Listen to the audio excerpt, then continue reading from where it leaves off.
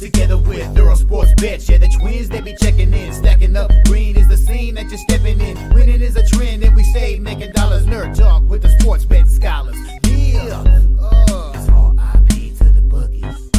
R.I.P. to the bookies. R.I.P. to the bookies. R.I.P. to the bookies.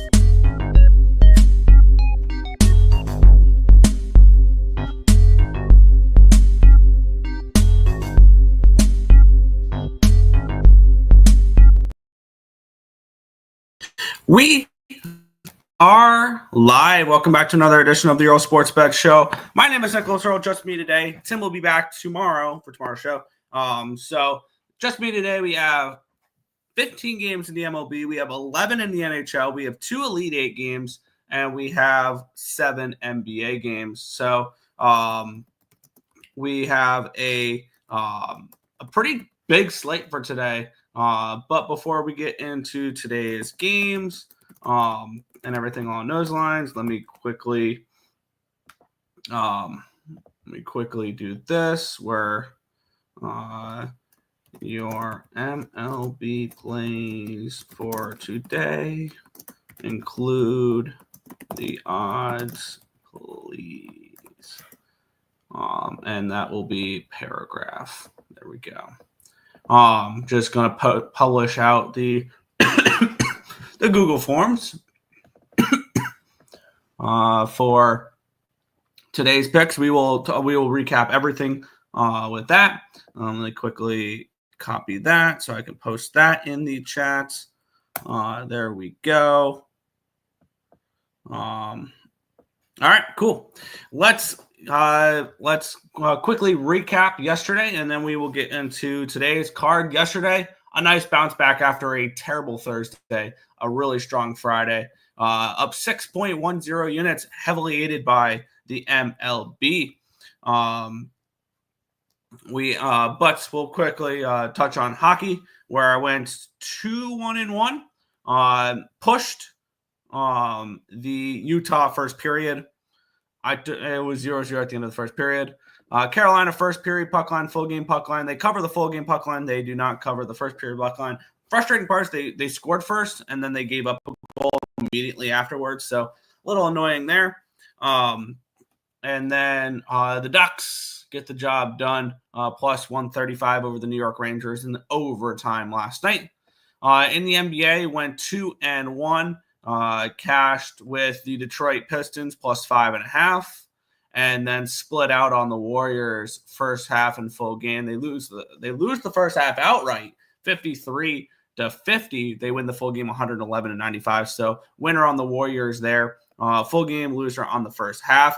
College basketball was kind of disappointing last night. Went, 1, 2, and 4 in college basketball. Lost by the hook on Michigan State. That one hurt. But now I'm going to be able to have Michigan State money line basically plus 500 in their game to win the region, which I do think they can beat Auburn in that game. But there's that. Good old Rocky Top gets the job done, 78-65. They take care of Kentucky. It's tough to beat a team 3 times in a row, and we saw that last night. Fortunately, my Michigan ride came to an end. They lose to Auburn very, very annoyingly. And then Purdue plus 8.5 was a winner. Almost got the plus 315 as Houston gets the win, 62-60. They do not cover the number, but they do hold on, survive, and advance. There's that. Overall yesterday, baseball. I forgot to recap baseball. The best party yesterday, because we broke out the brooms with Major League Baseball. Perfect 5-0 sweep. Toronto Blue Jays first 5 money line winner. First 5 over 4.5 in that Toronto game as well, winner. And then we got the New York Mets. The Mets win. That was a really nice one there. Tyler McGill looked awesome yesterday. The bullpen looked really good. Juan Soto hits his first home run. It was a great game for the New York Mets. Of course, freaking Apple had to carry the game, which was annoying because I don't have Apple. Arizona -1. They get the job done, an 8-1 win over the Cubbies. And then the first 5 under 4 was basically no sweat there. in the Oakland game. There was 2 runs in the top of the 5th, and that was it. It was 2-0 Oakland at the end of 5 in that game there. So a clean sweep in Major League Baseball, which you always love to see. So overall, up 6.1 units yesterday. Really, really solid day. Hoping to continue that into today, and hoping that this will be, or that yesterday was the last day that I won't be in the black for Major League Baseball, because I entered Major League Baseball yesterday down, I want to say 1.1 units, and I hopefully will not see the red the rest of the year in Major League Baseball. So there is that. We'll head over to the chat, and then we will get into today's games. 4-0 in the MLB yesterday. Love it. Love it. Yes, I was updating the numbers. Relax. What's up, my guys? Let's get it. Let's catch today. Hit the like button, people. Show some appreciation. Subscribe and share. Timmy, you know the rest of the saying. Yes, Major League Baseball and NHL. Let's find some value. The Canucks CBJ game was on drugs, 7-6. Yeah, that was, from what I heard, a crazy game. I honestly didn't watch any of it. I was paying more attention to baseball. Special guest today? Nope. Tim will be back tomorrow. He's never available on the weekends. That's nothing new. Good teams win. Even better teams cover. Road Warriors covered the -15, won by 16. Yes, I had them 14.5. Yeah, that was me updating that. There you go. What about Lindor? This is nothing new. It's nothing new. He always starts off slow, and then he plays really well towards the end of the year. No, I'm not surprised whatsoever about that. Go green, go white. Yes. Sparty in the Elite Eight on our way to winning it all. Next victim up, Auburn, Final Four bound, national championships. 8. No stopping us now. Yeah, and heading into the Elite Eight, I still have Duke plus 360 live. I have Tennessee 22-1. I have Michigan State 33-1. I got all 3 of my futures still alive. Hopefully, we'll all make it to the Final Four, and then we will be hopefully sitting really pretty, and just hope that the winner of Texas Tech and Florida doesn't win the whole thing. Lock of the year comes through. Houston Cougars money line. Okay. Let's see. I live bet the Ducks down to plus 1075. They came back. Love it. There. Would have loved to have seen the whoop of U of M. We'll settle for Auburn. Yeah, how much you bet for the Ducks? Yeah, Detroit Tigers. I am looking at the Tigers today. That is one team that is on my radar today. Roki Sasaki's first game stateside. I will definitely be looking towards the Tigers in some way, shape, or form in that game. Probably first 5 or first 3, something along those lines. My Detroit players took out old Cleveland easy, and the D. They've beaten Boston and Cleveland at home recently. Bad thinking. I need to swap them out for the Bucks for hometown team. They still hit. Yeah. 4 minutes late now. Yes, I would. Yeah, relax. Exactly. Teams in the East that should fear Detroit, whether it's my Milwaukee or Indy in the first round. Absolutely. Detroit looks awesome. How about my Dodgers? I thought you were a Yankees fan. Make up your goddamn mind. Are you Yankees? If you're not, if you're saying my Dodgers, then you can shut up about the Yankees. You can shut up about the Braves and the Phillies, and pick your team. You can't say my for every single team. No special guest. No, he doesn't. Yeah. Hello. Why is MLB opposite for me? Shake my hand. It is what it is. Soto home run. It was a beautiful thing. It was a nuke. That one there. Sam Renzel and Oliver Moore are signing with the Blackhawks. University of Minnesota Golden Gophers. There you go. 50 on put 50 on the Mets under 90.5 wins. I see them with a 90-72 record. I do. Oh man, no Timmy. Yeah. Jimmy Snuggerud signed with the Blues and the Golden Gophers captain. There you go. Michigan State minus 3.5. What a bad beat. Yeah, that one hurt yesterday. No, the best part of yesterday was basketball, Nick. No, it wasn't. It wasn't. It was baseball, and it's not even close. Happy Joe Ryan Day. There you go. Recap. MLB records. Yes, let me get up that real quick. because there was pretty strong days yesterday for the Peoples. I believe almost every day. I believe almost everybody had a winning day there. Let's get up these standings. Other than I think Nicholas Handy lost his play with the Orioles, and that was the only play he put in. And this is updated through the games of March 28th. Untouchable Gamer 11-6 up 9.4 units. Here I am 9-5 up 4.19 units. Coyote 8-5-1 up 3.95 units. Occupancy 8-5 up 3 units. Neil 1-0 up 1 unit. John Boy 2-3 down 0.32 units. Robert Carlson 7-8 down 0.52 units. And Nicholas Handy 0-2 down 2 units. So anybody's game still, and it's free to enter. There's no excuses. You guys should be entering into the baseball contest. It is free. So yeah. Does a Met home run happen if nobody sees it? Yes. It absolutely does. No, that's not. Yes, it is. Yes, it is. It's baseball. It's baseball and hockey. Basketball can kick rocks. Auburn is winning. Okay. That's a bold take. They're the number 1 overall seed. Auburn is a bigger and better version of Sparty. Facts. All the number 1 seeds on track. Genius shall cash my parlay. I've got to say, this has got to be the most boring March Madness I've seen in a while. 1 versus 2, 1 versus 2, 1 versus 2, 1 versus 3. This is brutal. Favorites of 7 or higher are 26-1 straight up. It's just been boring, honestly. It's been blowouts, and it's been, yeah. My Dodgers, bandwagon, exactly. The flat brim hat is a deal breaker. What do you mean? My National League team, Dodgers, won on them last year. Okay. What team is Patrick Corbin on? The Rangers. The Rangers. Geez, Dodgers and Yankees are weird. Yeah, any team that abuses the Mets is my team because you're so obsessed about a team that hasn't had any success. I don't get it. I don't get it with you. Yeah. Get on with it. 446 nowhere to be seen in the contest. Yeah. He's too scared to to actually submit picks. I don't get it. 446 the Mets won. Yes, they did. I shouldn't have added 2 dumb player props. Ohtani home run. Yeah, that guy sucks. Yeah, shouldn't win the MVP this year.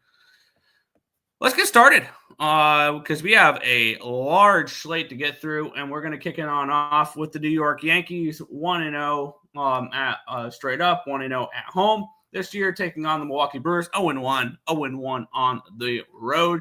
Max Fried taking on Nestor Cortez. Let's take a look at the line history of this one. Line opened up at let's take a look, around a 149. It's up to a 162. So we do have a move here towards actually minus 155. My bad. And I'm up to 162. We do have a move towards the Bronx Bombers in this game. Line opened up 7.5, up to an 8.5. So a full run line movement towards the over here. Let's take a look at the cash flow in this spot. Let's hit oh, there we go. As we have, I accidentally hit refresh, and now we're refreshing. Let's take a look at the cash flow in this game. It's probably going to have me log in, isn't it? Nope, we're good. Cool. Wow, it looks like just public is on every over today, which is crazy. I am on an over today, and that's my only play I've locked in so far. Let's get this up and loaded. And we'll start by looking at the pitchers, then we'll get into the cash flow as that's loading. We have Max Fried, the addition over the offseason by the New York Yankees, where last year with the Atlanta Braves, he started 29 games. He went 11-10 with a 3.25 ERA and a 174 and a third innings pitched, struck out 166, walked 57, gave up 13 home runs. On the flip side, we have the Milwaukee Brewers with Nestor Cortez making his Brewers debut against his former team, the New York Yankees. Started 30 games last year, went 9-10 to a 3.77 ERA and 174 innings pitched, struck out 162, walked 39, and gave up 24 home runs. He was solid with the Yankees. Obviously, he was part of that trade that sent him and Caleb Durbin over to the Brewers in that one there. But why is this not loading up all of the markets?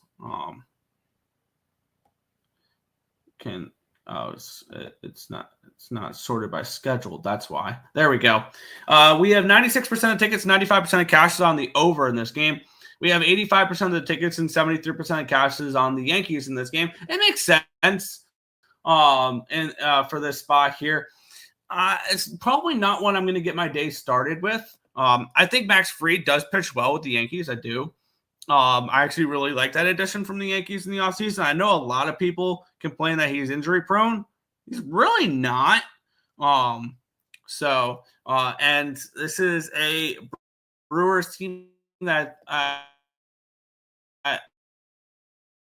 and I expect Cortez to be in this spot. Expecting both these guys to pitch well. This line opened up at a 7.5, went all the way up to 1.5 with all the money coming on the over. So I guess that makes sense that the line is too far. I think that's a really interesting question to look at here. Take bullpen usage. Actually, never mind. Everybody's rested because nobody pitched yesterday. Nobody played yesterday because they had the day off yesterday. Under for me or nothing. It'd be under 8.5 if I'm getting involved. I think that this line has just moved a little bit too much, honestly.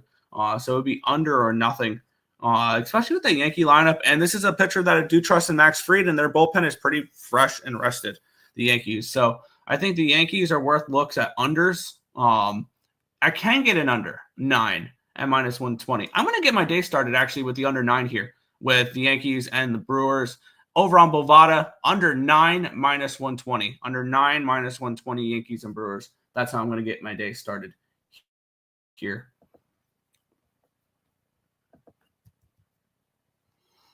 Let's see. Trying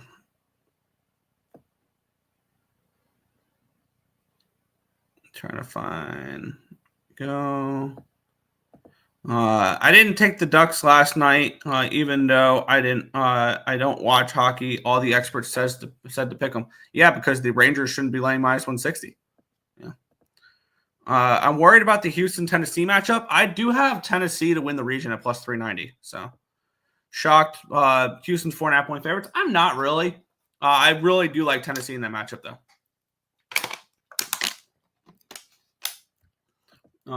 Brewers money line. I can see that.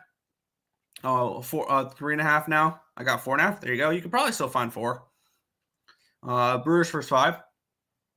I can see that. Tennessee +4.5 is my hedge bet. That's a fair look. Over. I'm against you there. If the Yankees can't hit, Nasty Nestor go home. Yankee money line lock. Take Judge walk prop. Nasty Nestor won't pitch to him. I mean, they shouldn't pitch to him. They just shouldn't.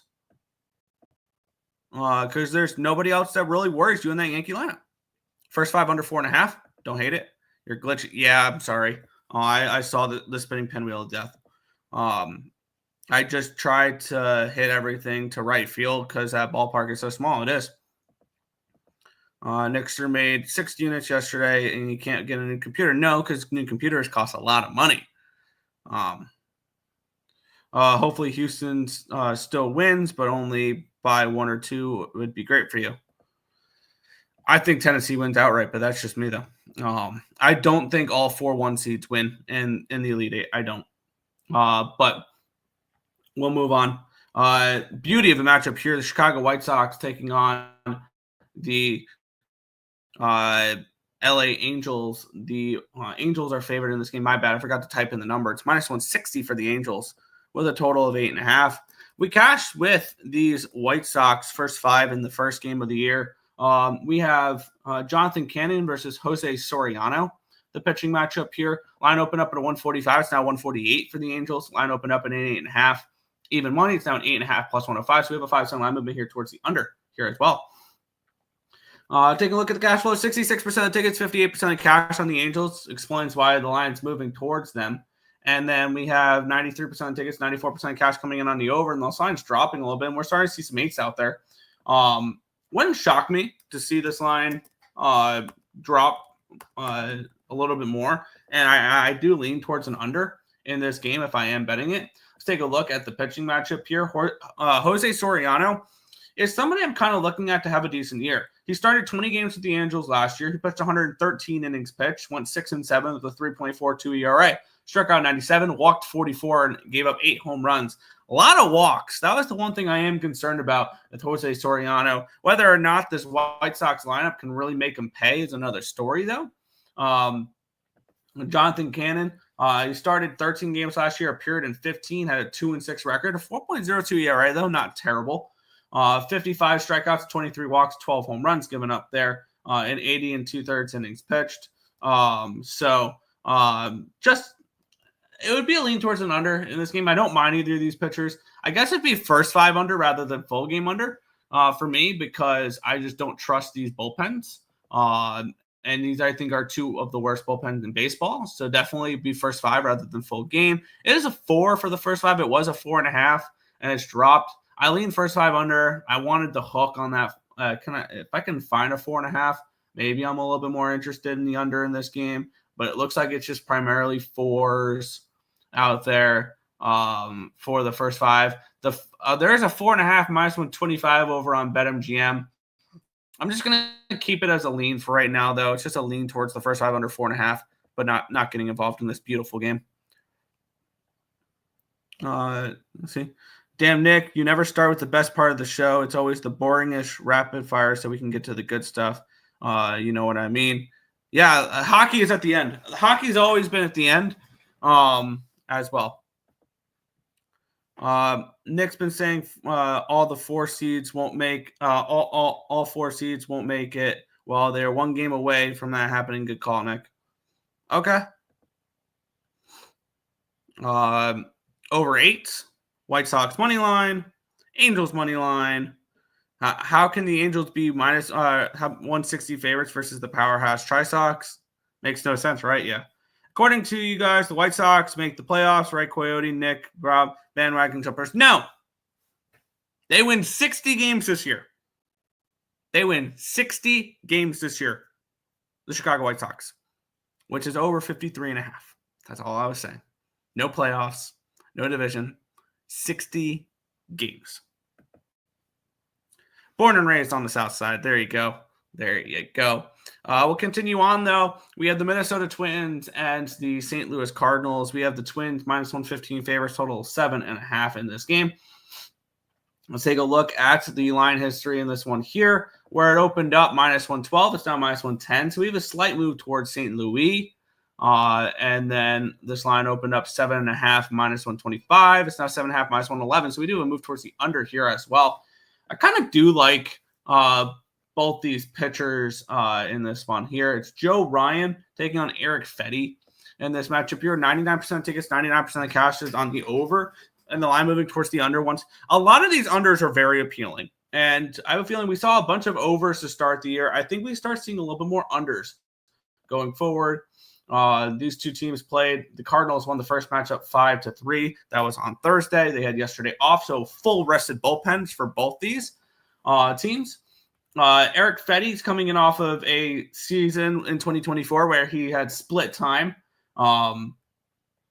between St. Louis and the White Sox. With the White Sox, he started 21 games, went 7-4 with a 3.11 ERA and 121 2/3 innings pitched. He struck out 108, walked 34, and gave up 14 home runs.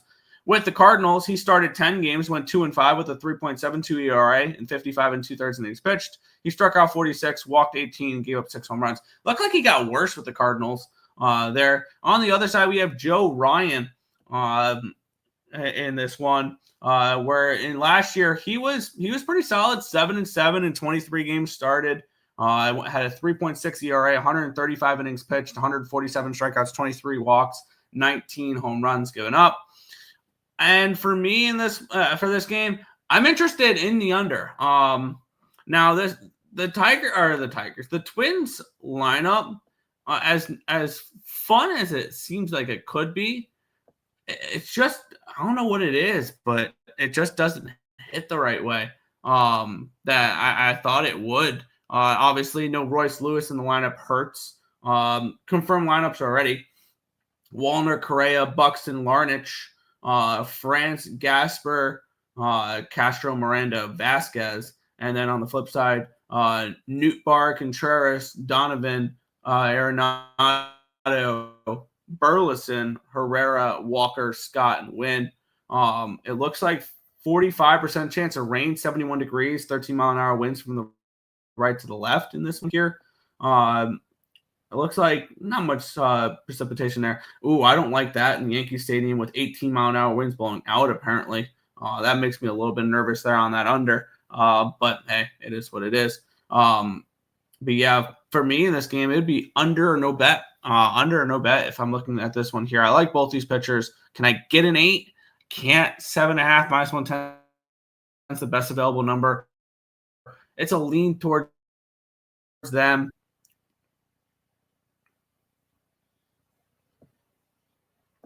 See. Twins money line. Yeah, maybe. It's live now at 55.5. Well, they're undefeated, so who knows? Still worth it? I think so. Yeah, but I think you're starting to push it a little bit. By the way, 64%, 52% of tickets, 64% of cash is on the Twins in that game. I forgot to go over that. Twins money line. Ever hear of overreaction money? Overreaction Monday? Yeah. Yes, it's why I'm not betting it. Yeah. Chi Sox win 1 game and you have them winning 100 games. Yeah, I was going to say, who the hell says that?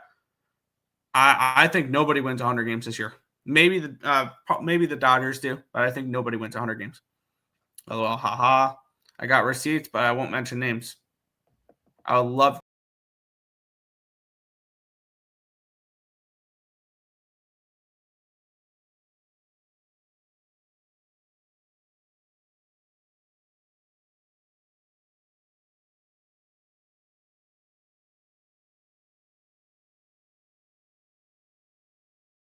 That was weird. I do not know what happened there. Cool. Don't know. Where do I find Joe Ryan to record the win? Pitching props. Joe Ryan over half a win. It's probably not a bad look. Because if you think the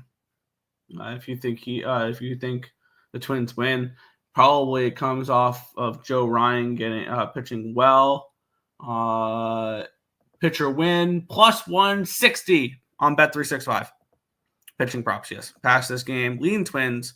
His prop isn't up yet. Yeah, plus 160 to record the win over on Bet365 for those interested. I got the White Sox 55 plus wins just because 446 said say it won't happen. Fair. I'm back. Rockies, the Rays, first 5 money line. There you go. W Drew. I got the Dodgers under 106. Wow, I got 104.5 with them. But yeah. Oops. Yeah, well, see you tomorrow. Oh, he's back. Yep. Get off your neighborhood. No, I accidentally clicked. I think I accidentally clicked a button and it booted me. Oh, but yeah, I accidentally right-clicked and it happened to hit back. So that was fun. There. We'll continue on, though. We have my first play of the day that I have coming into the show. Let's take a look at it here. We have the Toronto Blue Jays taking on the Baltimore Orioles. We have the Blue Jays around minus 130 favorites in this game with a total of 8.5. In this one, we get Mad Max Scherzer taking on Dean Kramer. And let's take a look at the line history in this one here, where we have this line opened up at a minus 123 for the Blue Jays. It's now minus 127. Line opened up 8.5 minus 115. It's now 8.5 minus 113. 2-cent line movement towards the under. That makes me a little bit nervous. I need to see the line movement here for this one. For the first 5. Went from 125 down to 120. I don't like that as much, but I've already locked it in, so we ride. Let's take a look at the pitching matchup here. We have Dean Kramer. Last year, started 24 games, went 8-10 with a 4.10 ERA and 129 2/3 innings pitched. struck out 123, walked 51, gave up 18 home runs. On the flip side, we have Max Scherzer, who his tenure with the Rangers was kind of iffy. He only started 9 games last year. He pitched all of 17 games for the Rangers. So glad they gave up Luis Angel Acuna for that.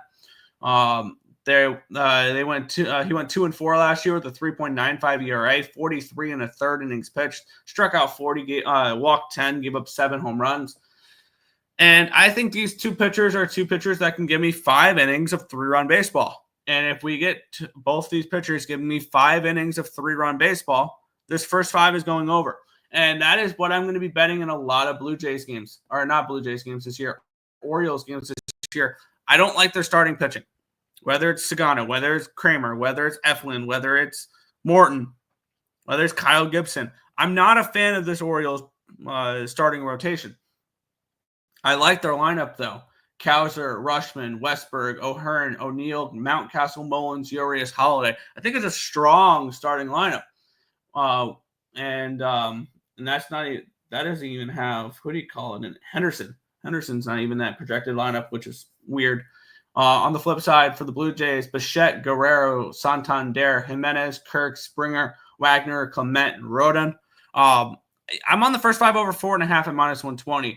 I have a feeling first 5 overs in Orioles games are going to be a little bit of a mainstay for me because I think this team is going to give up runs early, but their bullpen's going to be pretty strong, and they're going to score some runs as well. So I expect the Orioles to be playing a lot of games where it's 4-2, 3-3 at the end of 5 innings. So, yes, I'm on the first 5 over 4.5. Again, I was on this one yesterday as well. One of my winners. I'm going back to the well here. First 5 over 4.5 -120 with this one here.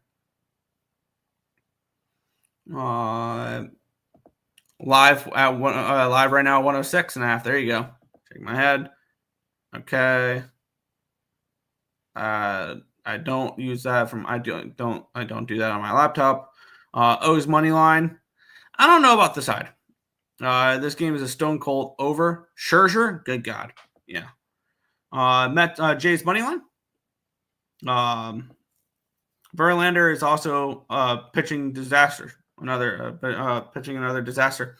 I think he's vulnerable today in Great American Ballpark in Cincinnati, but when he pitches in San Fran, I think he'll be okay. I think he's going to be a big home road splits type of guy, Verlander. When I see Verlander and Scherzer, I think Mets debacle. The Mets can only get 2 Hall of Famers, and they crap out. They were also 40 years old, and they turned them into 2 of their top prospects. So at the end of the day, at the end of that little experience or experiment, they came out with 2 of their best prospects. So I'm not losing sleep over it. What state are you in? He won't tell you anything about himself. We'll move on. Philadelphia Phillies taking on the Washington Nationals. Phillies -155 road favorites with a total of 9 in this game. Let's take a look at the line history in this one here between Jesus Luzardo and Jake Irvin. This line opened up 147. It's now 156 for the Phillies. Line opened up in an 8.5. It's now 9. So we do have a move towards the over here as well. Taking a look at the cash flow in this one here. By the way, I forgot to read off the cash flow for last game. 98% tickets, 98% cash on the over for that game. 56 and 54 on the Blue Jays. We have 99% tickets, or 98% tickets, 99% cash on the over in this one here. Just all the overs getting absolutely slammed today. And then 87% of tickets, 92% of cash on the Phillies in this one here. 88, 96 on the run line as well. I wanted to back the Phillies in this game. I'm not a fan of this Washington Nationals team. We have for the Phillies, we have Jesus Lizard going. Jesus Luzardo. They acquired him in a trade in the offseason from the Marlins. Last year with Miami, had his year cut short because of injury. Went 3-6 with a 5 ERA, 66 and 2/3 innings pitched, 58 strikeouts, 22 walks, 9 home runs. On the flip side, we have Jake Irvin, where he last year was okay. 33 games started. He went 10-14, a 4.41 ERA, 187 and 2/3 innings pitched. He struck out 156, walked 51, gave up 29 home runs. I have a feeling that this is a game where if you like the Phillies, you might be able to live bet them. Because if Jake Irvin pitches well, I kind of lean over in this game. I just don't trust the Nationals pitching at all, especially that bullpen. Even fully rested, I'm not a fan of that Nationals bullpen. So for me, it's Phillies or nothing. Phillies maybe team total or nothing would be the only way I look at this game, but not a game I'm going to get involved with at all.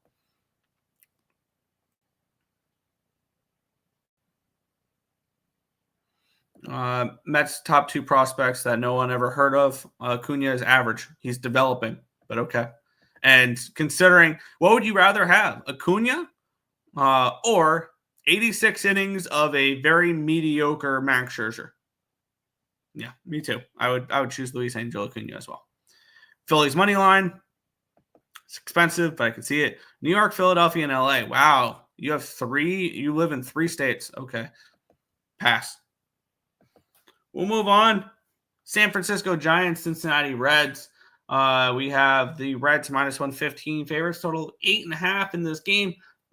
We have the matchup here of Justin Verlander and Nick Lodolo. Let's take a look at the line history here. It opened up 118. It's 116, so we have a slight move towards San Fran. Line opened up in an 8, now an 8.5, so we do have a half run line movement towards the over. 98% of tickets, 98% of the cash on the over. Line's moving towards it. 56% of tickets, 72% of cash on the Giants. Line moving slightly towards them. Justin Verlander struggled a little bit last year. That's to say that's putting it lightly. He only started 17 games where he had a 5.46 ERA. In 90 and a third innings pitched, had 74 strikeouts, 27 walks, and 15 home runs. I was kind of looking back at it as well here because I have his year-by-year numbers here. His run with the Mets wasn't terrible. He only started 16 games, but went 6-5 with a 3.15 ERA, 81 strikeouts and 94 and a third innings pitch. He wasn't terrible. So I know a lot of people are going to put the negative narratives on it. He wasn't bad with them. That's why he netted them Drew Gilbert, which is probably going to be potentially a starting player for the Mets within the next year or two. And for me in this game here, I mean, I would look towards Lodolo and the Reds a little bit if I had to get to anything in this spot. I think that Verlander is going to be a big-time home road splits guy. I think when you want to back Verlander will be in San Fran. But when he's going to be on the road, I think he's going to be susceptible to giving up runs, especially in a ballpark like Great American, which is very, very hitter-friendly. You can get plus 110 over on DraftKings or with the Reds team total over 4.5. That's actually very appealing in this spot here. The ultimate question is where I want to take a look real quick. Where's the Reds bullpen compared to the Giants bullpen? They have the Reds towards the bottom. They have the Giants. Where are the Giants? They're towards the bottom as well on the bottom half. So not very good bullpens. Maybe this is a Reds team total over spot because if they can get a couple against Verlander and then get to and then be able to get to the bullpen. Yeah, I'm going to move on the Reds team total here. 4.5 at plus 110. I think that this is I think Verlander is a pitcher that we are going to fade on the road and back at home. And I'm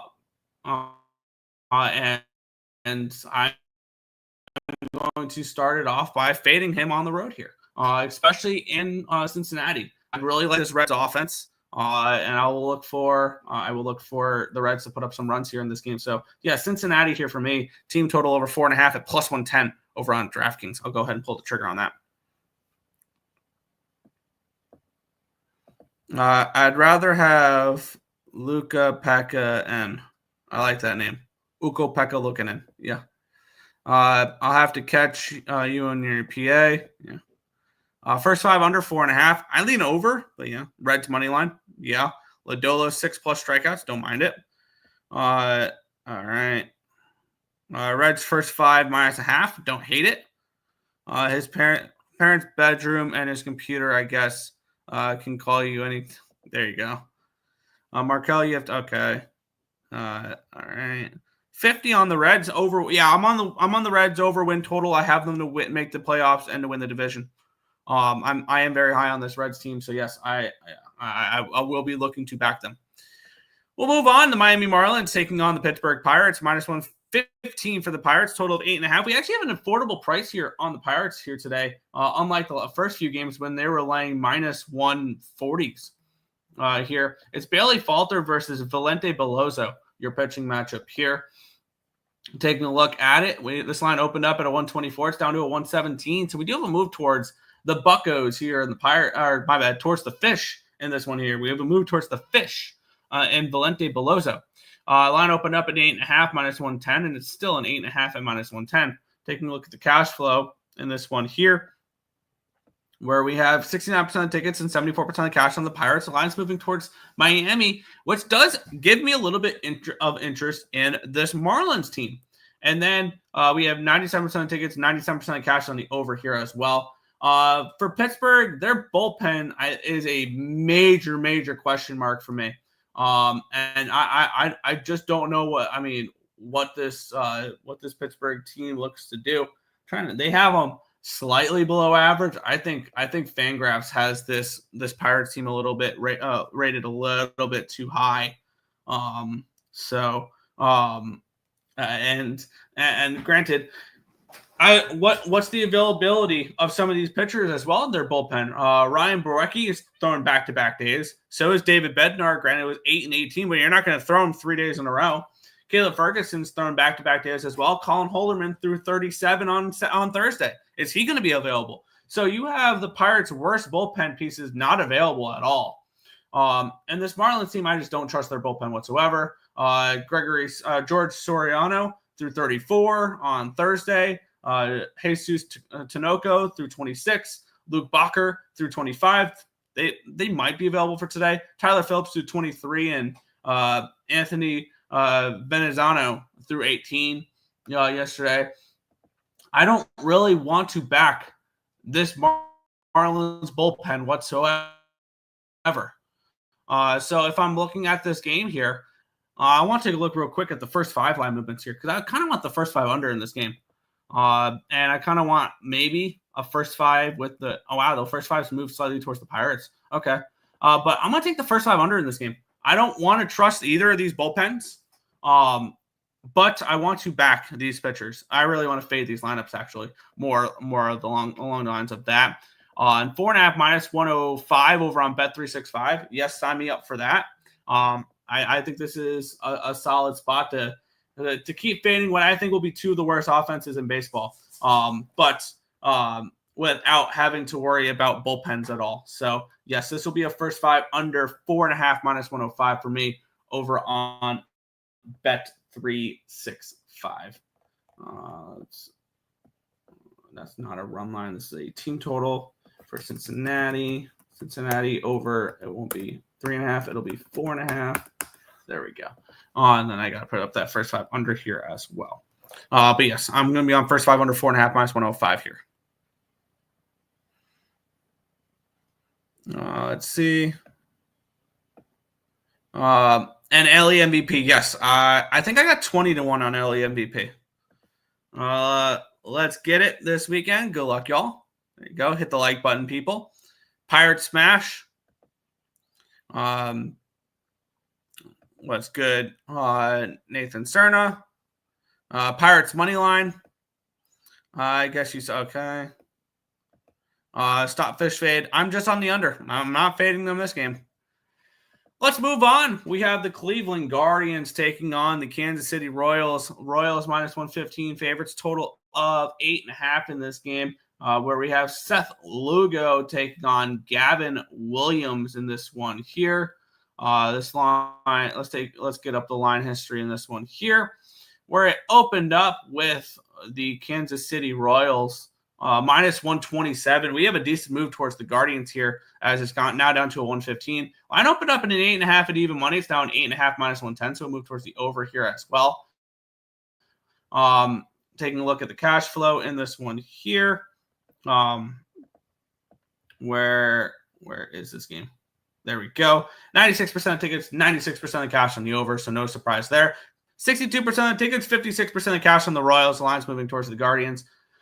Take a look at these bullpens. The Guardians have, I think, one of, if not the best bullpen in baseball. The Royals have about a league average bullpen here. And when I back the Cleveland Guardians, it's going to be full games. I'm not going to back them first 5 because I want the full 9 innings when it comes to this Cleveland Guardians team.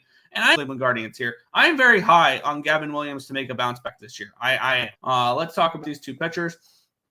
Gavin Williams had an injury late in the year last year where he started 16 games. He went 3-10 to a 4.86 ERA, 76 innings pitched, struck out 79, walked 32, and gave up 7 home runs.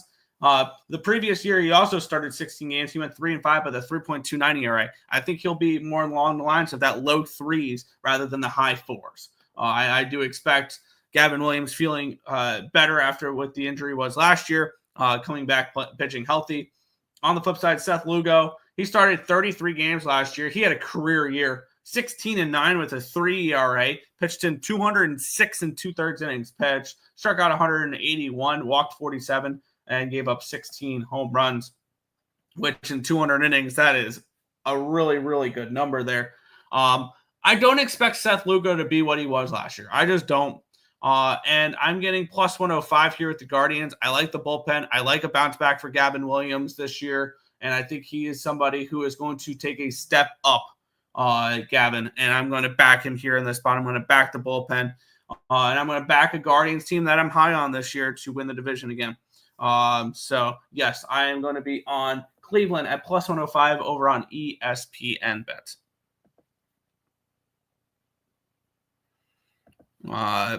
Let's see. Morning, Nick. What's good, Untouchable? It's Gavin Day, Gavin Williams Day. Love it. Nerfy. Can see it. Indians money line. Lugo overrated. I don't know if overrated is the right word, but I do expect a little bit of regression. Max Fried to record a win plus 190. That's not a bad way to go at it. I do think he pitches well today, and I think that game stays under 9. So I can definitely see him coming out and pitching pretty well. So I don't hate that look. I hate the AL Central Division. Fair. Pass. I think the Mets can use Lugo. I think anybody can use Lugo, really. He's somebody, he'll give you innings, and he'll be pretty solid doing it. We'll move on. Tampa Bay Rays taking on the Colorado Rockies. We have the Rays minus 190, total of 8.5. Rays walked it off yesterday. I believe it was a 3-2 win for Tampa Bay. This line opened up at a 190. It's down to a 180 now. So we do have a move towards a little bit of Rocktober action here. Line opened up at an 8.5 minus 105. It's now 8.5 plus 105. So we do have a move towards the under here as well. Let's take a look at the cash flow in this game, see if this line move makes sense. We have 88% tickets, 89% of cash on the Rays. Yet this line's moving towards the Rockies, which makes me believe that the Rockies potentially are a live dog in this game. And then on the flip side, we have for the total 97% of tickets, 97% of cash is on the over. Feels like every single over is just getting hammered today. And that's pretty simple, just what's going on because the public loves their overs. We'll take a look at the pitching matchup here in this one where it's going to be Antonio Senzatella taking on Zach Littell.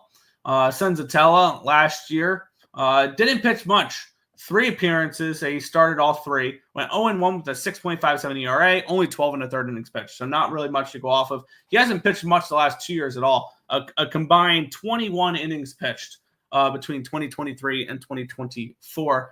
Zach Littell, I believe, had a pretty solid year last year, if I remember right. Yeah, he had arguably his best career year where he started 29 games, went 8-10 with a 3.63 ERA, 156 1/3 innings pitched, struck out 141, walked 31, and gave up 22 home runs. I don't know what to expect out of Antonio Senzatella. And that's, I think, the ultimate question here for me. Because I would love to back the Rockies here first 5. I do. I think that this is a Rockies team that will be a little bit of a feisty team, and I think that this Tampa Bay Rays team is slightly overpriced. And we saw it yesterday. Yeah, they won, but they didn't cover a run line or anything like that. And that was the only way you can back them. kind of want to take a look here. What is the first 5 plus a half in this game? Even money? Even money for Rockies first 5 plus a half. It opened up at plus 107. It's now it's not even money. I lean Rockies first 5 plus a half. The question is, do we expect this to be a little bit lower variance or higher variance? If we expect this to be a little bit more of a higher scoring game, then you could probably just take the money line, try to go for a score. Because I think that if it's a higher variance game, you're going to see less chance of a tie at the end of 5 innings. So I guess I lead Rockies first 5, maybe a Rockies team total over. Not a game I'm going to get involved with, though. Let's see. Mets screwed that up also. Okay. Just like the Yankees screwed up the Michael King trade. Like, I mean, you're acting like the Yankees are a perfect franchise as well. Rockies money line. Don't trust the Rays bullpen. I don't trust the Rockies bullpen. I think the Rays have a better bullpen. And I think the Rays are always an underrated bullpen, honestly. Cream rises to the top. Orioles first 5 money line in full game. I'm on the first 5 over in that game, so we'll see. Tampa is playing at the Yankee spring training field, right? Yes, they're playing at Steinbrenner Field. Yes. What's good, Nicholas Handy? I went 500 in baseball and hockey yesterday. There you go. Pass. Can't believe the Panthers couldn't cover the puck line or the over. Yeah, I mean, I pushed with the Utah first period, so I guess it is what it is. Let's see. Looks like okay. We have one entry into today's baseball pick so far. But yeah. I mean, I'm not surprised. I thought this was going to be I'm guessing that's Senzatella plus 280 to get the win. Fair. Carolina in the under, Winnipeg in the under, Chicago first period in the over. All right. Missed the Vancouver money line. Shame on them for losing multiple leads. Yeah. Montreal first period money line and under tomorrow. Interesting. And if you guys have not already, if you want to enter the contest for baseball, you can put all your picks in this link down below. It is free, and you can win a T-shirt every month if you guys win the contest. So we are encouraging everybody put in their plays. We want everybody participating in a fun contest here with the prize at the end as well. Also, you can claim you're the best MLB capper or a genius or something along those lines if you win the contest. But if you don't, then we don't care. If you don't enter, then we don't care. But we'll move on. The Texas Rangers and the Boston Red Sox. I'm pissed I missed out on the opportunity. I wanted to back the Rangers yesterday. I did. I thought it was a tricky spot there for the Red Sox, or with the way the line was moving and everything along those lines. Let's take a look at this one here. We have Tyler Mahle taking on Walker Buehler. This line opened up, pick 'em minus 105 on both sides. It's now minus 110 for the Rangers. Line opened up at a 9 at minus 105. It's now a 9 at minus 110. Taking a look at the cash flow in this one here, where we have 64% of tickets and 68% of cash on the Red Sox, and the line's moving against them. That's a little concerning if you're a Boston backer in this one. And then we have 98% tickets, 98% cash on the over. Okay. So just every single over is getting hammered. I don't really know why I keep listing out all of it there. These two have split the first 2 games. 5-2 Boston in the first game, 4-1 Rangers in the second game. As we're seeing the Rangers become pick-em favorites now, and the line's shifting towards them. It's going to be Tyler Mahle taking on Walker Buehler. I do expect a decent year out of Buehler this one. Tyler Mahle, I believe his year was cut short due to injury last year. Yeah, he made 3 appearances, only pitched 12 and 2/3 innings pitched. So nothing crazy there to go off of. On the flip side, we have Walker Buehler, who also didn't pitch much last year and struggled when he did. He got into 16 games, had a 1-6 record for the Dodgers, to a 5.38 ERA, 75 and 1/3 innings pitched. He was coming in off of Tommy John. It's his really second year back after Tommy John now, so I do expect better from Walker Buehler. But it's another game that, I mean, I'm interested in the Rangers. If I'm being honest, I'm leaning towards a spot with Texas in this game. The ultimate question is, do I trust their bullpen at all? And I want to take a look at what these bullpens look like right now. Because let's take a look. The Rangers and the Red Sox. Let's find them here. Red Sox really didn't use much bullpen yesterday. Brendan Bernardino threw 15 pitches. Greg Weissert threw 10. The most anybody's pitched is Garrett Whitlock throwing 23 on Thursday. Slayton threw 13. Chapman threw 11. They both will be available today. The Rangers went through a lot of bullpen yesterday, but none of them threw more than 15 pitches. Jacob Webb threw 15. Armstrong threw 14. Milner threw 13. Church threw 11. Jackson threw 9. So they went through a bunch of arms, but none of them really that extent of work. I do think that the bullpens will be pretty freshly available, which with that being the focus more on the first 5 with the Rangers rather than the full game. And that's exactly where I'm going to go in this one here. I'm going to back Tyler Mahle here in the first 5 innings here at minus 115 for the Rangers. I do think that this is a potential spot where we see the Rangers win the first 5 and then the Red Sox come back and win the full game. So I want to isolate this to just the first 5 innings in this one here, where I'll be on the Rangers here. First 5 minus 115. I like this. I like this angle here for the Rangers, especially with the way the line's moving here as well. Somebody can win 6 ESB shirts max. April, May, June, July, August, September, October. 8. It's meant to be just a fun contest as well. Rangers money line, Bueller. No Walker, no bueno. Lean Red Sox, but pass. Has Nick's ever? Yes, I've seen Ferris Bueller's Day Off. Yes. Anybody? Anyone? Bueller.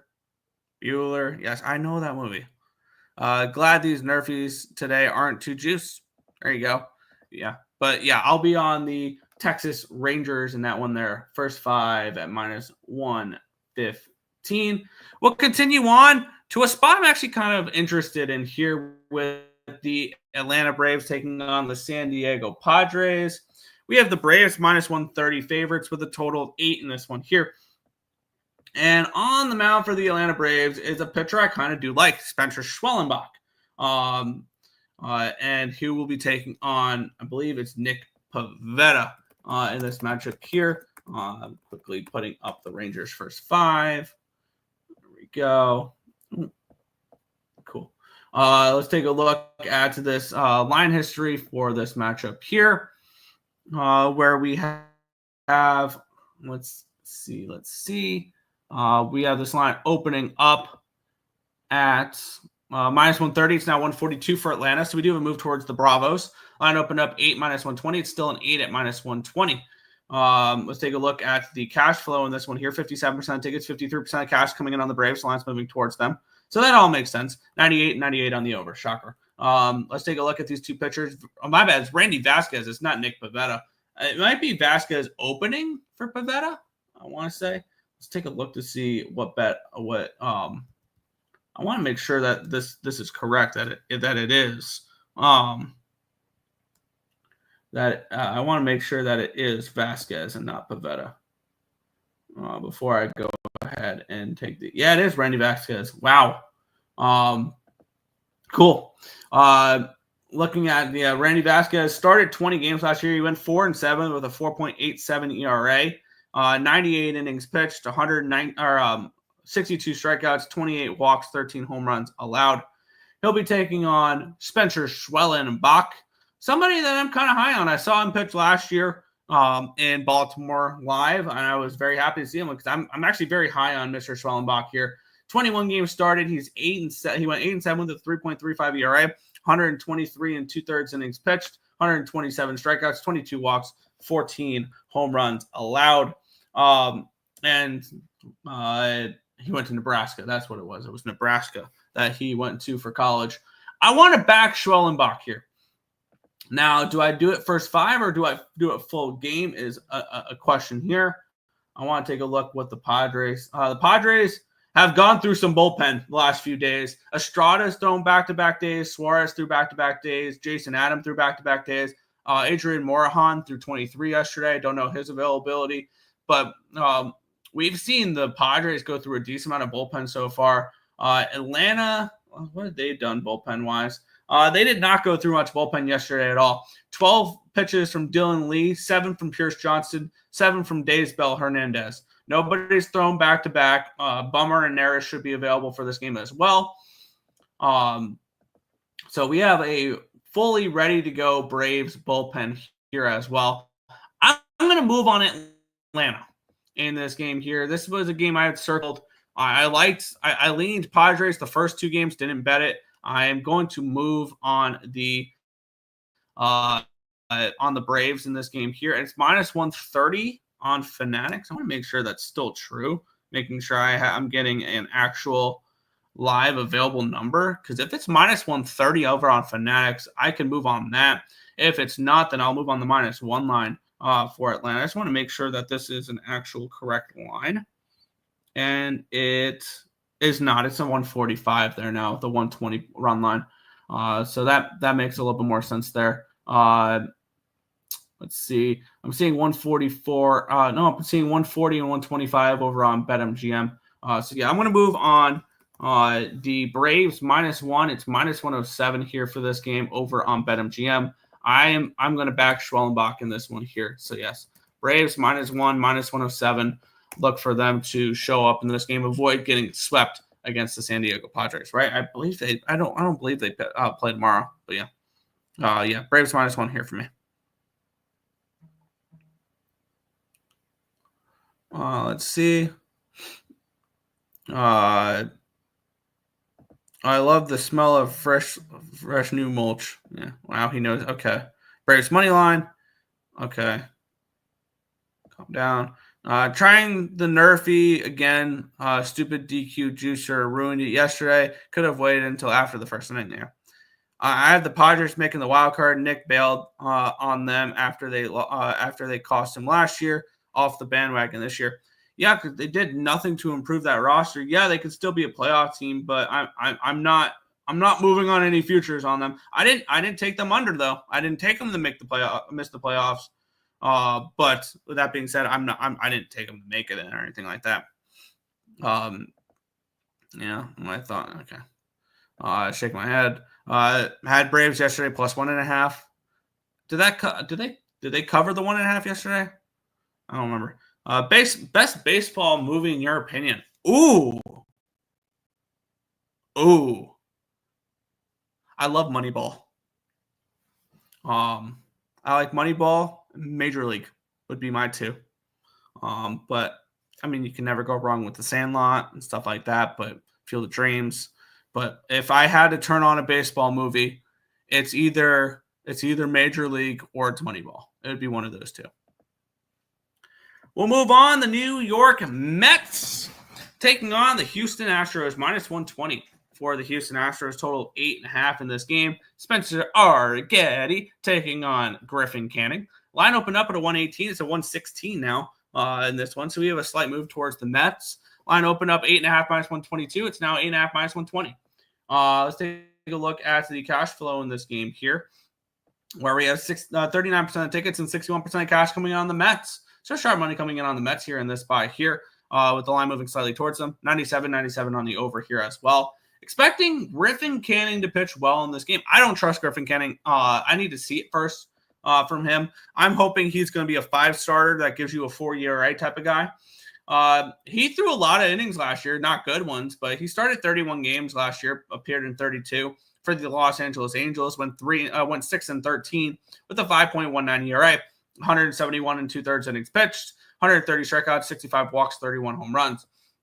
Wasn't very good, but he's found a new pitch during spring training, and he's looked a little bit better since joining the Mets.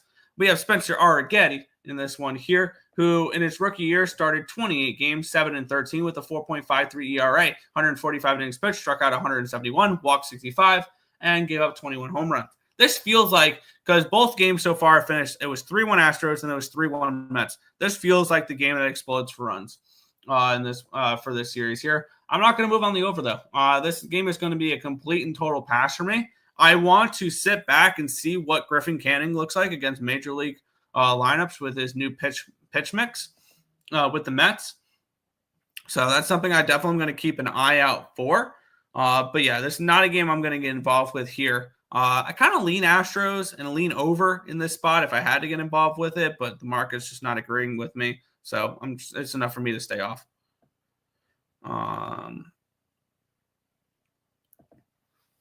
Let's see. I cashed a 14 with the Mets live. There you go. I knew you were just going to say Moneyball. I love Moneyball. Love Moneyball. Feel the Dreams. I cried. There you go. Yeah. Airbud is another great page. Oh, yeah. Spaghetti. Yeah, spaghetti. Best football movie. The Longest Yard. I like The Longest Yard. Remember when Tim Anderson won the game, Field of Dreams game? That was an interesting moment there. Best hockey movie? Love Goon. Goon's a great one. Yeah. And then if you want more of a TV show, Shoresy. I love Shoresy. Yeah, never mind. Coyote, you okay? Yeah. Mets money line. If the White Sox win today, then I'll say yes. There you go. Can you trust spaghetti? I don't know. Sandlot, Rookie of the Year, Angels in the Outfield were the first baseball movies I saw as a kid. Those are all great movies. Astros money line. I lean that way. Not enough for me to pull the trigger on it though. Over 8.5. Lindor no hits plus 165. Sounds like a lock. My bad. I liked Major League. Mr. 3000 was meh. I love Major League. That's a great movie. Astros money line. Rudy. That's a great movie. Why were the Mets considered a villainous team and Rookie of the Year Yankees weren't available? I guess. I don't know how the Mets were the villain in that one there. Hockey movie, the Mighty Ducks. Yeah. Go under, Mets can't hit. I think the Mets will be able to get to Arrighetti better than pitching on trying to hit against, I don't know, two of the top pitchers. I want to put Hunter Brown in the top 25, top 30 range. And Framer Valdez is a top 10 pitcher in baseball. So they've faced two of the best pitchers in baseball. So I do expect the offense to be able to come out when they don't play top pitchers in baseball. But yeah. We'll continue on. I believe we have, 3 games remaining on the baseball card where we have the Chicago Cubs and the Arizona Diamondbacks, minus 120 for the D-backs, total of 8.5 in this game. Taking a look at the line history in this one, open up 117, still 117. Line open up 8.5 minus 110, 8.5 minus 122 now. Let's take a look at the cash flow in this game here, where we have 56% of tickets, 53% of cash on the Cubs. The line's not moving. 98, 97 on the over here in this one. We have Brandon Pfaadt taking on Shota Imanaga. Imanaga has already pitched one game, and he was awesome in that one there. He threw 4 no-hit innings against the LA Dodgers. Only struck out 2, but no hits on 4 walks, no earned runs. Last year in his rookie year, went 15-3 with a 2.91 ERA, 173 and a third innings pitched, 174 strikeouts, 28 walks, 27 home runs given up. He almost gave up as many home runs as he did walking batters. On the other side, Brandon Pfaadt, who had a decent year last year. 32 starts, 11-10 with a 4.71 ERA, 181 and 2/3 innings pitched, 185 strikeouts, 41 walks, 24 strikeouts, or 24 home runs, my bad. Ultimately, not a game I'm getting involved with, to be completely honest. The market's not doing really enough for me to go one way or another. And these are 2 pitchers that I kind of want to see pitch a little bit more. I like Brandon Pfaadt. I think he can have a good year this year with the Diamondbacks. And I think Shota is really strong as well. Obviously, he was able to shut down that Dodgers lineup. So I guess I lean towards, I guess the Cubs are no bet if I had to do anything in this game, but not one I'm going to get involved with. Yankees are loved by America. That's bullshit, and you know it. That's bullshit. No villains on the Yanks. Also, that's bullshit. I think the only people who really like the Yankees are Yankee fans. It's kind of like the Dallas Cowboys. D2, Mighty Ducks, and Miracle. Miracle's a great one. Yes. Slapshot. There you go. Probably doing 5 Nerfies and 3 sides for today's list of baseball games. There you go. Diamondbacks money line. Diamondbacks money line because they are home, I guess. Fair. You don't have a force to play on every single game. 2 games remaining. This is one I am interested in. We have the Detroit Tigers taking on the Los Angeles Dodgers. The Dodgers minus 215, minus 220 favorites in this game. Total 8 in this one here. Let's take a look at the line history in this one where it has moved towards the Dodgers. Shock. Line opened up 190. It's all the way to a 225. Line opened up an 8.5 down to an 8. So we do have a move towards the under here as well as a move towards the Dodgers. No surprise because we have 88% tickets and 87% of the cash is on the Dodgers. 98 and 97 on the over in this one here. I want to take a look what the first 5 has done because that's where I want to attack this game. And let's take a look what it is because we have this line opened up. Okay, it's moved 12 cents towards the Dodgers in the first 5 there. I want to take a look what the spread is for the first 5. I can get the first 5 plus at plus money here for the Detroit Tigers. First 5 plus a half. It opened up at 107. It's now 110. I want to fade Sasaki in his first major league game. I do. And I think this line's moved too much, honestly. My bad. It's not his first major league game. It's his first major league game stateside. I mentioned this when he was going up against the Dodgers, when he was going up against the Cubs that first game. I did not want to fade him in Japan. I mean, could you have scripted up a better place for Sasaki to get his major league debut than in his home country of Japan? He was okay. He wasn't spectacular. He only went 3 innings. He gave up 1 earned run, 1 hit, but he walked 5 batters. He threw 56 pitches. He's not going to go very long in this game. And I want to take a look here because I'm seeing +1 for minus 130 over on Bovada. I want to make sure that that's a correct number here. But I can get the Tigers' first 5 at +1. I'm going to take a shot at Detroit in this game here. And for me, I want to fade Sasaki in his first start stateside because it was very easy to baby him. Yes, minus 130 for +1. I'm going to move on that for this game here over on Bovada. Tigers first 5 +1 at minus 130. I want to fade Sasaki in his first start stateside. And maybe that's also maybe first 5 team total over for the Tigers here as well. Because I do think he can struggle a little bit in this game. I get it. It's at Dodger Stadium, so I mean, how easy does he have it? But I'm gonna double up on here because I can get plus 110 for this as well. Tigers first 5 team total over 1.5 plus 110. Tigers first 5 +1 minus 130. I'm doubling up on the Tigers here. First 5 in this spot. I do think Sasaki gives up a couple runs. I don't think that's asking too much. And I think that if the Tigers do lose the first 5, it's because Reese Olson gets hit a little bit by that Dodger lineup. So, yes, I'm going to go ahead. First 5 +1 minus 130 with the Tigers. First 5 team total over 1.5 here as well with the Tigers as well. I would like to fade Sasaki in his first start. So, let me go ahead. Team total, Detroit Tigers, first 5 team total over 1.5. That's plus 110 over on Bovada. And then first 5 +1 as well.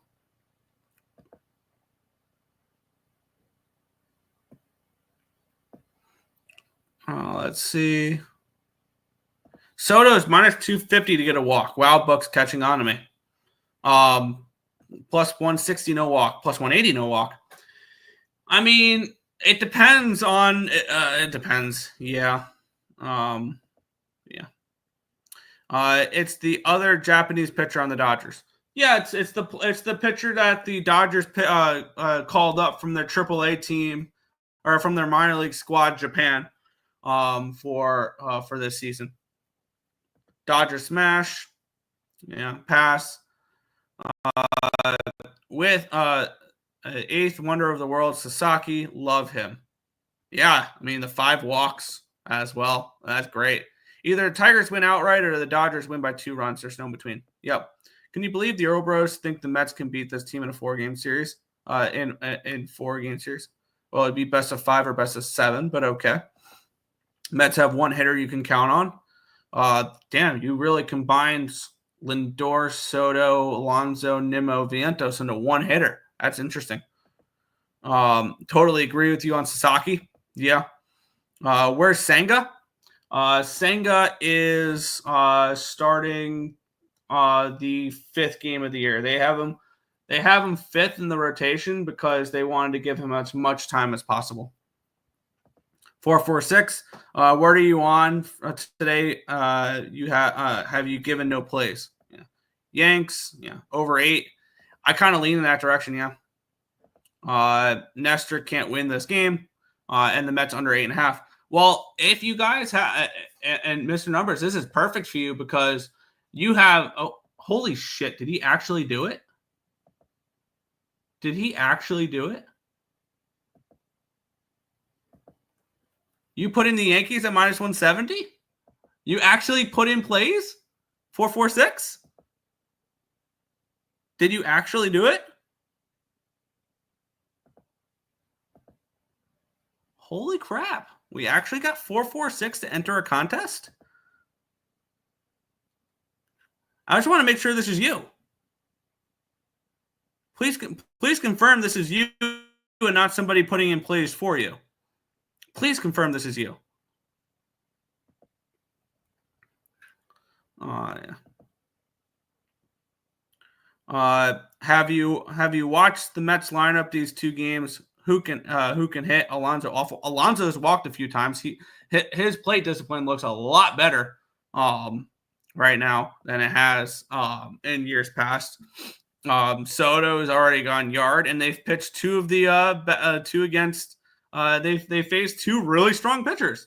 I'm not surprised that they've started off a little slow hitting. Oh, what's his name? 446. Yeah, you know that's not me. Damn, that's disappointing. That's really disappointing. Crazy event. Shame Timmy is not here to witness live. Yeah, no, unfortunately, yeah. Really thought it was him. Yeah, fake account. 446 has proxies apparently. But we'll move on. Final game of the day. The Oakland Athletics taking on the Seattle Mariners. Minus 155 for the M's. Total of 7 in this game. Let's take a look at the line history in this one here. Between Oswaldo Bido and Bryce Miller. This line opened up at a 143. It's now 156 for the Mariners. So the line's moved towards the Mariners. Line opened up 7.5. It's down to a 7. So we do have a line move towards the under here as well. Let's take a look at the cash flow in this game here. No shock, 97% of tickets, 95% of cash coming in on the over. 80% of tickets and 84% of cash coming in on the Mariners. The line's moving towards the Mariners here as well. So everything, so the line moving towards the Mariners does make sense. Line moving towards the under, though. Kind of interesting there. I'm actually kind of interested a little bit in that under. Let's take a look at the pitching matchup here between Oswaldo Bido and Bryce Miller. Bido last year appeared in 16 games, started 9, and then went 5-3 with a 3.41 ERA. 63 and a third innings pitched. Struck out 63, so a strikeout per inning. That's pretty good. 25 walks, 3 home runs. So he is pretty solid. On the flip side, we have Bryce Miller, where last year he started 31 games, went 12-8 with a 2.94 ERA and 180 and a third innings pitched. 171 strikeouts, 44 walks, and 21 home runs. Last year he pitched to a sub 2 ERA at home, so he pitched really well there. 196 at home. This feels like an under to close out the card. It really does. I want to take a look at what the best available number for this under is. It is a 7, which is a little low. It's 7.5 minus 135 over on ESPN Bet. Really don't want that type of number though. I'll take the even money, potentially on the under 70. I want to take a look at bullpens real quick to see if this is, because I did move on the first 5 under with these two teams yesterday. Because both the Oakland bullpen kind of gives me pause, and Seattle's about league average, so it's nothing crazy. Oakland used Mitch Spence for 31 pitches and Justin Sterner for 22. Still no Mason Miller yet we've seen from Oakland there. And then for the Mariners, so far they used a lot of bullpen yesterday a little bit. Taylor Sahido through 28. Edward Brizardo through 19, Vargas through 17, Santos through 12. So actually nothing crazy there. What's this first 5 number?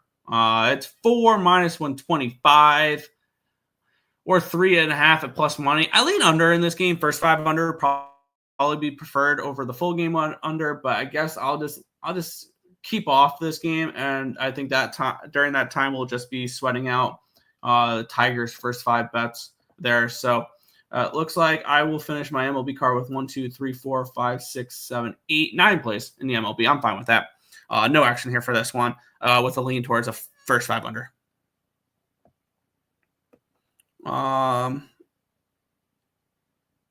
see.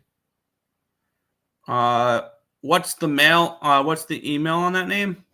I don't think that it doesn't show an email. It just shows It just shows just the name that's typed in. It unfortunately doesn't show emails. You people love to imitate the Genius 446. Okay. Pass this game. Too lazy to type in something new. 1 hour and 25 minutes still on MLB. Yes, MLB will be long shows. There's 446 favorite line. If you pick the same thing as him, you copied him. LOL, genius adjacent. Yeah. Tim A hit his 4 props on the A's. TikTok challenge is working. He's a genius. All right. 7 plays today. There you go. We'll make the transition from MLB to college basketball. Let's make all of the transitions over where we have, let me get up the cash flow as well. As we have the Texas Tech Red Raiders taking on the Florida Gators. We have the Gators 7-point favorites in this game with a total of 157 in this spot. The Gators have been a heavy over team. That's one thing I did notice is 10-0 to the over. Last 10 for the Florida Gators. Something to keep an eye on. Let's take a look at the matchup here. As I'm waiting for the we'll talk about the cash flow first, actually. 76% of the tickets, 78% of the cash is on Florida. No surprise there. 81% of the tickets, 82% of the cash is on the over here as well. Let's take a look at the matchup here. Texas Tech coming in on obviously 3 straight wins. They beat UNCW in the first round. They beat Drake in the second round. They beat Arkansas in the third round. There on the flip side, Florida, they covered their first game of the tournament in their last game here with an 87-71 win over Maryland. They beat Connecticut by 2, and they beat Norfolk State as well, and they did not cover in either of those, UConn or Norfolk State games. So line opened up at 6.5. It finally hit a 7. It was 7s. It was basically 6.5 across the board when I bet this last night. Line opened up 156. It's up to a 157. So we do have a move towards the over. Kind of interested in the over in this game a little bit with how Florida has been offensively, or with the way that they're hitting overs. So the way that this team has been. But I can see this as a potential game where Texas Tech can slow it down a little bit here. I have Texas Tech +7 and a small sprinkle of +250 on the money line in this game here. It's kind of sad with this tournament that the lowest remaining seed is a 3 seed, Texas Tech. And it kind of ruins March Madness a little bit with it just being completely chalk heavy. I will be on chalk next game. I'm not on it this game. But I'm on Texas Tech in this spot plus the points. I think this is too many points. So yeah, going ahead and grabbing the Red Raiders here plus the 7 plus the 250. There's no way in hell Florida loses this game. Money line lock. All right, submitted my picks. There you go. Tech off an OT comeback from down 15 points. They will fade in the second half. Florida a lock. Okay. I'll look for a live bet for Florida, but not laying 7. Money line is a lock. Coyote do it. Only minus 325. That's stupid. Don't lay juice. Yeah. Have it in a parlay with Houston last night. Okay. We'll move on. The Duke Blue Devils and the Alabama Crimson Tide. Oh, my dad's calling me. I'm in the middle of a show. But there we go. Minus 7 for the Blue Devils. Total of 175 in this game. Taking a look at the line history in this one here. Where it opened up at a 6. It's now a 7 for Duke. So the line's moved towards Duke. Line opened up 171 to 174. Duke got tested a little bit in their last game, where that was a little bit. I mean, it was a cover for Arizona in that game, but the Blue Devils did win. And both these teams are coming in off of a game where they put up 100. Duke 100 to 93 in their last game. Alabama 113 to 88. Something tells me that this game goes under to 175. Especially both these teams off of monster points in their last game as well. I'm going to continue riding with Duke because I have Duke as my national championship pick. Tomorrow will be the big day for me where I have my other 2 national championship futures that are bigger payouts. But for me in this game, I have Duke laying the 7 in this game. 61% of tickets, 66% of cash on Alabama. Line moving towards Duke. Kind of tells me that this is Duke by margin in this spot here. So, yeah, I'm on the Blue Devils here, laying the 7 in this game. 446 gave out a great lock yesterday. Okay. Took it live plus 120 when they were losing. Purdue sucks. Okay.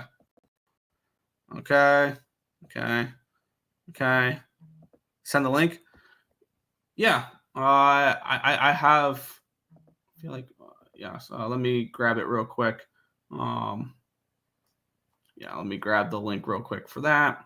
I'm assuming you mean for baseball picks. This game has to go over. I would play. I lean under in this game, but yeah, under 175. Yeah. No way under Coyote. I can see an under. I can really see an under. But and once again, baseball plays, baseball contest. Put in your plays. We'll make the transition over. We're done with college basketball. We'll move on to the NBA, where we have the Sacramento Kings taking on the Orlando Magic. We have the Kings 1-point road favorites, total of 215.5. Taking a look at the line history here for this one, when it loads, then we'll move. We'll quickly do cash flow, where we have this game being a pick'em. 58% tickets, 56% of tickets, 58% of the cash on the Kings in this game, and then 94%, 50 and 61 on the money line for the Kings. So it looks like the slightly bigger bets coming in on Sacramento in this game. 94% of tickets, 83% of cash on the over in this one as well.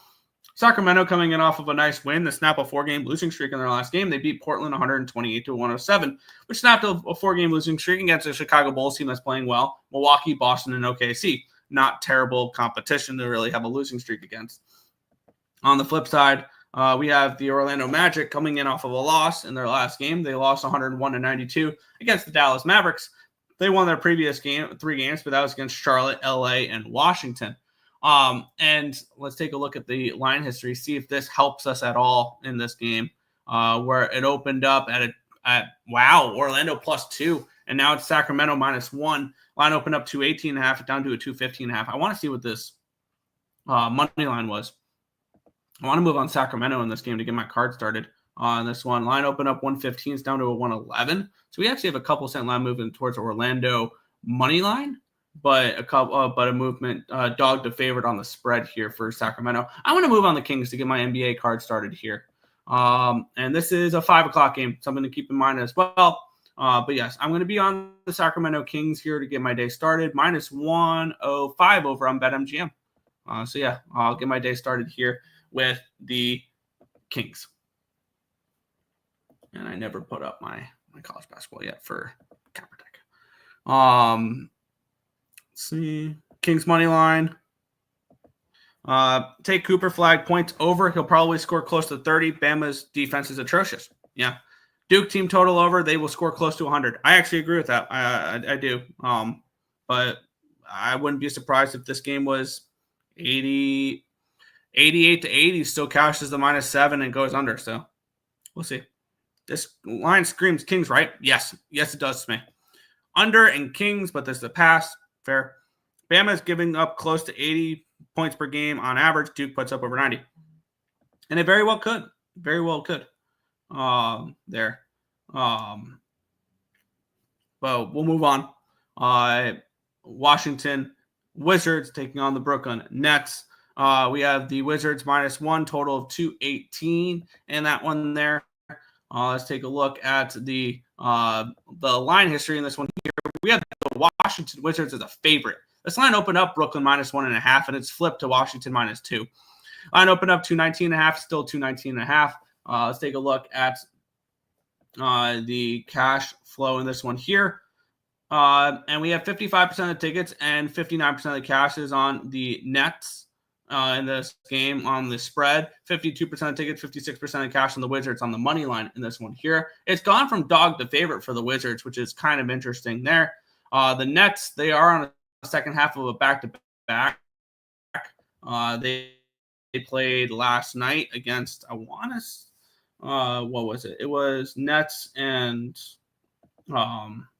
Clippers last night, and it was a 32-point win for the Clippers in that one there. Washington coming in off of, a 53-point loss 2 days ago against the Indiana Pacers as 12-point dogs, 162 to 109. Wow. They got blasted. This feels like Wizards are no bet. The question is, do you want to put your money on the Wizards? And I feel like I'm okay with leaving the Wizards off my card, especially now up at it's -125 now for Washington in this game. Washington, they've won one of their last 7 games.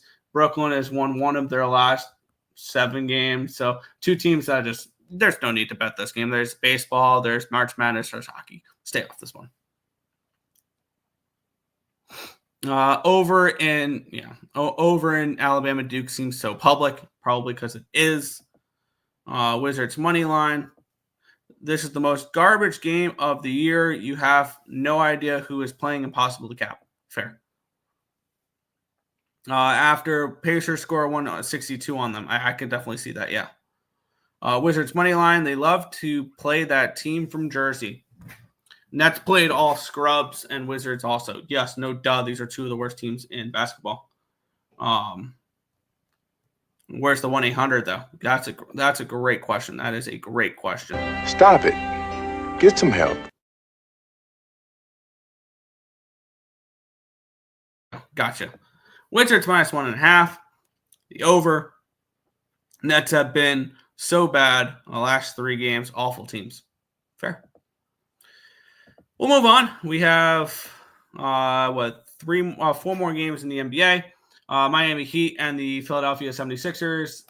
Heat 7.5-point favorites, total 216.5 in this game. Let's take a look at the line history in this one here, where it opened up at a 7. It's now a 7.5. So we even moved towards Miami. Line opened up 220. It's now 216.5. So moved down as well. I do not trust this Miami team laying points on the road, especially with 82% of tickets, 87% of the cash on them on the road there. 81% of tickets, 79% of cash on the over here as well. Ultimately, I mean, this is an easy no bet. This Philadelphia team has done nothing for me. They have, other than allow me to fade them a decent amount. I mean, this is still Miami or no bet. They've won 3 in a row. They've covered in 5 in a row. So they're starting to play a little bit better. They're currently 10th in the Eastern Conference. They have to go through the playing game. Do I need to bet this one? Hell no. It's another game where I'm not laying 7.5 on the road. I'm not backing Philadelphia. Easy pass for this one here. We'll move on. Dallas Mavericks, Chicago Bulls. The Bulls 2.5-point favorites in this game with a total of 237. We're taking a look at the line history here, where we have this one opened up at a 3, got down to a 2.5, back to a 3. And then this line opened up 238, it's down to 237. So move towards the under here as well. Taking a look at the cash flow in this game, where we have 66% of tickets, 73% of cash coming on the Bulls, and then 71% of tickets, 64% of cash on the money on the over here as well. It's Bulls or no bet for me, but one thing, I'm not forcing action in the NBA. It's just not anything I need to feel forced to play action in. This is a Dallas team that is trying to hold on to that 10 seed, and this is a Chicago Bulls team that is playing pretty well right now. They've won 4 in a row. They had that crazy game against the Lakers in the last one there too. It is Bulls or no bet for me, but Bulls as a dog, I'm interested. Bulls as a favorite, not as much. So still lean towards the Bulls, but I'm not going to be laying points on them here. Heat smash, lean Bulls but pass. AD playing. This is an actual good game. Both teams need to win. Fair. Dallas spread. Give me the over. All right. Bulls seem too public. Just a little bit as well. That's one thing that made me a little bit nervous there. Bulls defense is horrific. It is. It is. We'll move on, though. 2 games remaining in the NBA. Another game I just really have no interest in. Is my only play in the NBA today really going to be Sacramento? It might be. Actually, it might be a game play in the last game as well. Boston Celtics and the San Antonio Spurs. 12.5-point favorites are the Celtics, total 229. Line opened up 11.5, now 12.5. Line opened up 229, down to a 228.5. So move towards the under, move towards the Celtics. Taking a look at the cash flow, 80% of tickets, 85% of cash on the Celtics. Lines move towards them.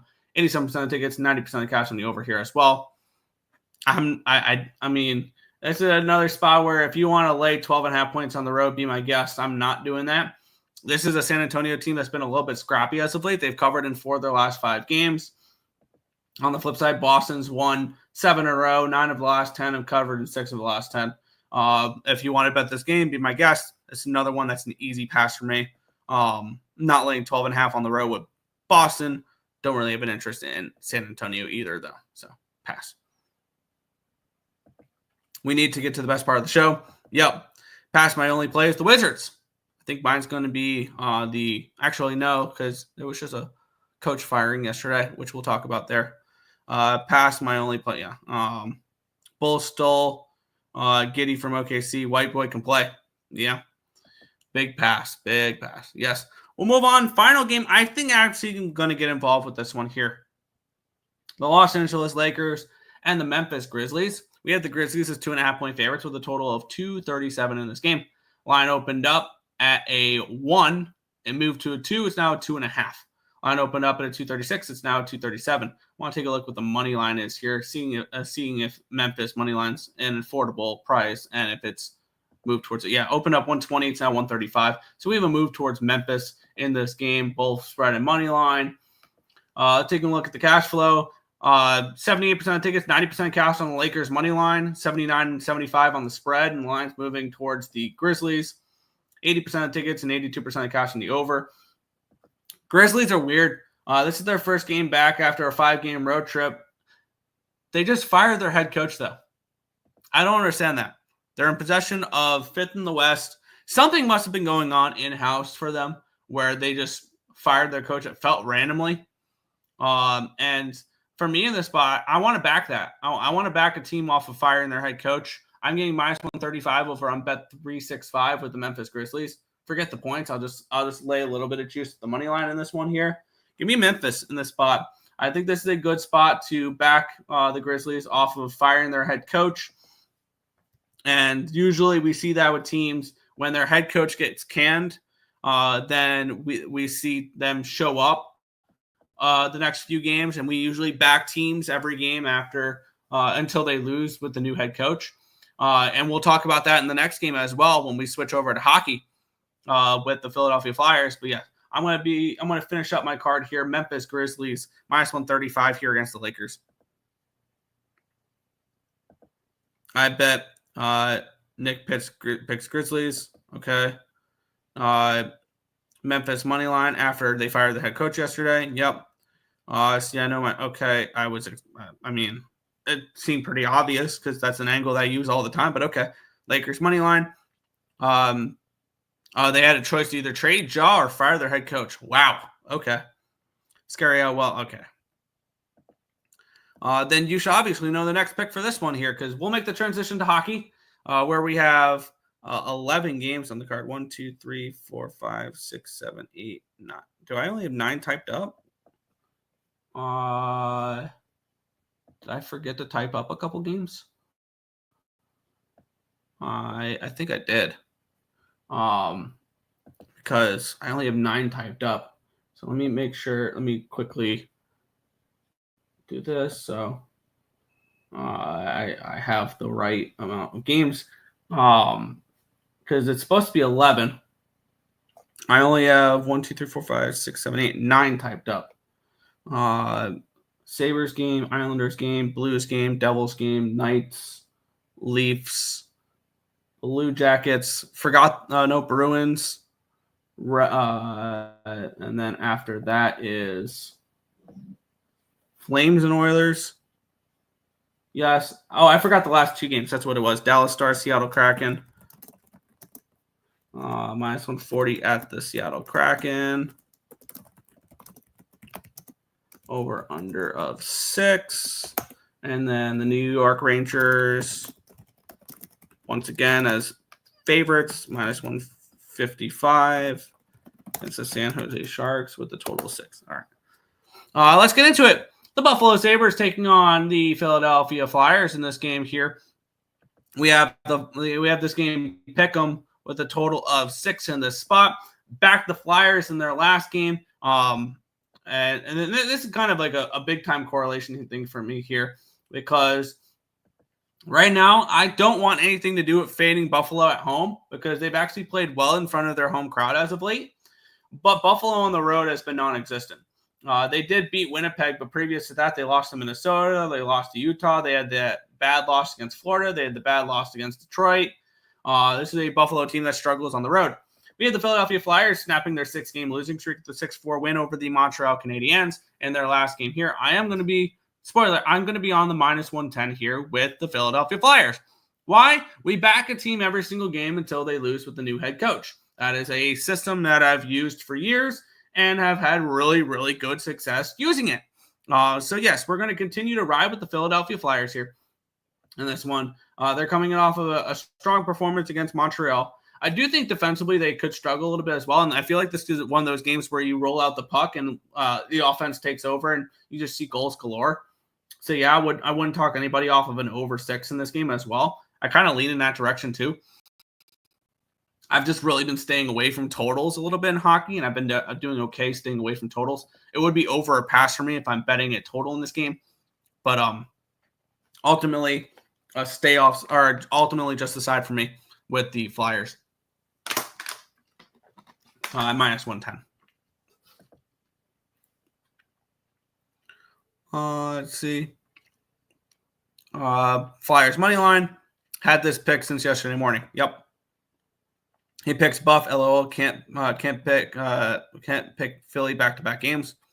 He bet Philly because the torch drama. Now no. I'm riding them on. I'm riding them until they lose. Sabres Day.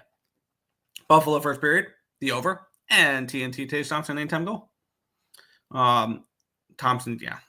LMAO, Flyers puck line. Wow, no way. Philly again, yes, shocking. Nick blocked his mind, can't read him there. Maybe you just don't know me that well. We'll move on. The New York Islanders taking on the Tampa Bay Lightning. We have the Lightning -225 favorites with a total of 6 in this game. These two teams played a little while ago. It was during the Islanders' 7-game win streak. That was in the beginning of February. It was a 3-2 win in overtime in Tampa Bay, where they are playing today. The Islanders are coming in off of 3 straight losses, a bad loss in their last game, 5-2 against the Vancouver Canucks. Yet they are still a win away from being in a wild card spot. On the flip side, Tampa Bay, they're coming in off of 2 dominating wins, 8-0 against the Utah Hockey Club, 6-1 against the Pittsburgh Penguins. I will promise you, a team off of 2 wins like that, I will never bet a team off of an 8-0 win and a 6-1 win. I just won't do it because I expect regression there. Now, does that mean I want to bet the Islanders in this game? No. I have no interest in backing the Islanders either in this spot. This is a team that's been struggling, and this is a team that struggles in Tampa Bay because previous to that, they had lost the previous 4 games in Tampa Bay at the very least, and this has been a Tampa Bay dominated series. So this is a pass for me. I mean, the plus 200 looks appealing with the Islanders, but I am also very high on this Lightning team too. I think probably the Lightning win this game, but maybe this is the game the Islanders step up in because this is the front end of a back-to-back for them. They have Sorokin tonight. They have Hogberg tomorrow evening in Carolina, so you never know there. But yeah, for me, not getting involved in this game there. Islanders at this type of price look interesting, but no. Islanders can't win this game. You need to score. Pathetic team. Okay. Lightning puck line in the over. Yeah. Pass the Islanders. Islanders are an over team. Isles are putrid. They have no shot here. What about what do you think? 4-4-6 Tampa Bay, Florida cross sport 2-teamer. All right. We'll move on though. This game I will get involved with here because they're giving us a beautiful price to back the hottest team in hockey, and we're going to continue riding the Blues in this one here to nobody's surprise. And we're getting 2.5 in this game at -115 for the team total over. I'm doubling up on the Blues in this game. Let's talk about it. The St. Louis Blues taking on the Colorado Avalanche. We're seeing -195, -200 range for the Colorado Avalanche, which is crazy. I get it. The Colorado Avalanche are a better overall team. But this is a Blues team that has just been on fire as of late. They're winners of 8 in a row. They're coming in off of that win against Nashville in their last game 3-2, which was the first time in the 8 games that they did not score at least 4 goals. But they've scored 3 goals in 9 straight games as well. That team total over 2.5, -115. That is on my card, as well as plus 175 with the St. Louis Blues here in this spot. I have been riding this Blues team during this entire win streak, and I'm not going to stop riding this Blues team until they lose. Pretty plain and simple. So, yes, I'm going to continue riding St. Louis here. St. Louis plus 175, and I'm also going to take that team total over 2.5 as well, -115. Seems too easy to take Tampa Bay money line. I get it. Yeah, a little bit. Pass. And what does that mean? Okay. Flyers, my only play probably. Fair. Touch. St. Louis first period, under, full game, and in reg. All right. Going for the bomb there. That in reg probably is what, 250 range? Oh, Gators and Lightning parlay. Hell yeah. There you go. We'll continue on. The Minnesota Wild taking on the New Jersey Devils. We have the Wild -135 favorites in this game with a total of 5.5 in this spot. And this Wild team, just when you think they're done and they are going to kind of wilt away, they beat the Washington Capitals out of nowhere. So the Wild are just a weird team for me right now. I'm sorry, the Devils. The Devils have been a little bit of a weird team for me as well. They're coming in off of getting shut out in their last game. And the Devils are lucky that nobody in the Eastern Conference wants to potentially pass them. The Rangers are struggling. The Islanders are struggling just when this Devils team is struggling. As I mentioned a while ago when Jack Hughes got hurt, that this Devils team built themselves such a lead and for that playoff spot that they'll be just fine, really. And to make the playoffs, and then they'll get their ass whooped against Carolina in the first round.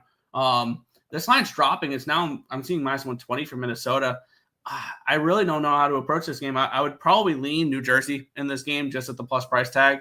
But this feels like a decent under if you guys want to bet a total in this game. But once again, not what I'm going to get involved with. I thought you were a genius. Two different sports. There you go. Yes, parlay it. There you go. You got it. I like. Good luck. I'm out. See you. Coyotes picks. -120 parlay. Got Gators Lightning. Okay. New Jersey overrated. Minnesota Wild money line is a favorite when they are terrible at home. Says it all. Yeah. Just put a unit on it. All right. We'll continue on. We have 1, 2, 3, 4, 5, 6, 7 games remaining on this card. We're an hour and 50 minutes in. All right, let's keep going. The Vegas Golden Knights, the Nashville Predators, -155 for the Golden Knights. Total 6 in this game here. The Golden Knights are off of a believe a overtime game last night against Chicago. Nope, they won 5-3 against the Blackhawks last night. So it is the second half of a back-to-back. Traveling from Chicago to Nashville, not the greatest of spots. I had no interest in laying -300 with the Golden Knights last night, though. They are winners of 5 in a row, so they're starting to play a little bit better here. And on the flip side, with the Nashville Predators, they're coming off that loss against St. Louis. And looking at this number here for me, I mean, you have a Vegas team that is clicking offensively. Granted, this could be a little bit of a fatigue spot, but, I mean, it's not like it's a third game in 4 nights. It's just a back-to-back. Seeing 5.5 as a total here is kind of interesting. I lean over the total in this game, and maybe it's a team total over here at +115 for 3.5 for the Vegas Golden Knights. Would be a lean for me in this spot with the total being this low. I would only look at Golden Knights in this game. I know it's a back-to-back, but for the Golden Knights, but I do not trust Nashville right now. I don't. I did back them in that game against Carolina, and they got the job done. But I have really no interest in the Nashville Predators whatsoever. So it'd be Vegas -1, maybe a Vegas team total over if I'm betting this game, but do not feel the need to get involved. Devils back-to-back awful Wild win. Fair. Fading Vegas Golden Knights in the first period again. Nashville first period. All right. Preds money line. I never bet a hockey team on a back-to-back system play. Fair. We'll move on. The LA Kings taking on the Toronto Maple Leafs. The Kings -150 favorites. Total 5.5 in this game. This Kings team at home has been awesome this year. As they are 26-3-4 at home this year. They are coming in off of a 4-0 shutout loss on the road against Colorado. So they're coming in off of a bad loss, looking to bounce back. And they'll face Toronto, who is coming in off of a shootout loss against San Jose. So they'll look to bounce back. The Maple Leafs get Anaheim tomorrow. The Kings go to get San Jose tomorrow. So both these teams do have a game tomorrow as well. I would only look to back the Kings. They're off of a bad loss in their last game, granted. So are the Leafs. The Leafs are off of that bad loss against the Sharks. And for me, this is Kings -1, or it's no bet. And the more and more I look at it, the more and more I'm interested in taking the Kings in this spot on the -1 line, which I'm finding it looks like the best available numbers can be on Bovada. -142 for the money line, 178 for the puck line. I'm going to take a shot here. Kings -1 +115. I think this is a good spot for the Kings to bounce back. They play really well at home. They're terrible on the road. So, yes, you back the Kings at home. You fade them on the road. I'll back the Kings here. -1 +115. Kings and Reg. Yep. Kings smash. Moore and Byfield anytime goal. Kings got embarrassed and at home unbeatable. Okay, so you copy me. Cool. Okay. But yeah, Kings -1 here for me at +115. 5 games remaining in the NHL. Let's keep it going. Columbus Blue Jackets and the Ottawa Senators. The Sens -195 favorites with a total of 6 in this game. And this feels like a good Sens spot here. We had the Blue Jackets coming in off of that back and forth game that was on crack last night against the Vancouver Canucks, where they won that game, I believe, 7-6, if I remember right. They're coming in off of that 7-6 shootout win against the Vancouver Canucks on the second half of a back-to-back, traveling from Columbus across the border to the nation's capital in Ottawa.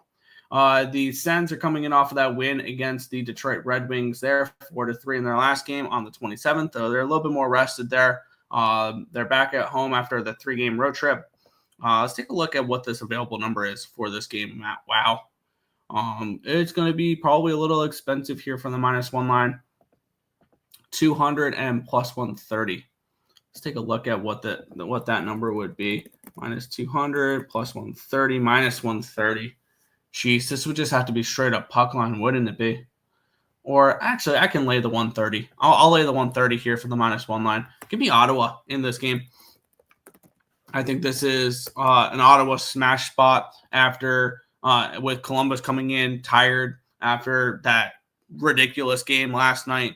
I will gladly fade Columbus here in this one. So yes, for me, this will be the Ottawa Senators on the minus one line, minus 130 for me. A little expensive, but I'm fine with it.